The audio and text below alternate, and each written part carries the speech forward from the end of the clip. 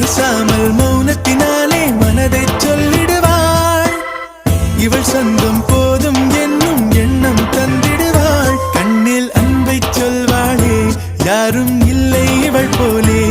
துன்பம் என்னை தீண்டாமல் தாயாய் காப்பாள்.